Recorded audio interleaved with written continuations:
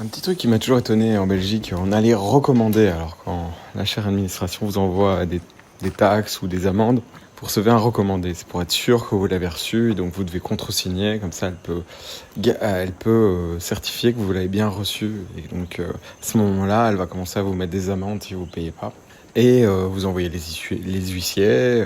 Voilà. Bon, elle a l'argent, il n'y a pas de problème. Ils ont le temps. Si vous ne payez pas, vous allez en prison. Donc voilà. Et alors, par exemple, dans l'immobilier, c'est assez impressionnant. Par exemple, quand maintenant j'avais loué une maison, c'était des permis locatifs qu'il fallait. J'avais oublié de renouveler les permis locatifs à temps. Enfin, je l'ai fait finalement.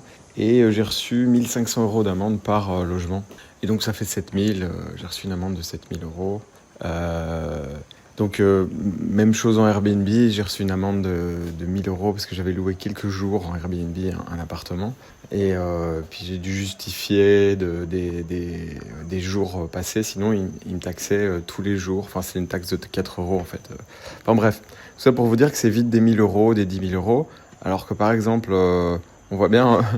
Bon, en Belgique c'est un peu plus strict, mais par exemple en France, on a vu qu'un policier se fait renverser, le mec a reçu 300 euros d'amende. Pourquoi? Parce qu'il y a des gens qui sont solvables et d'autres qui ne le sont pas.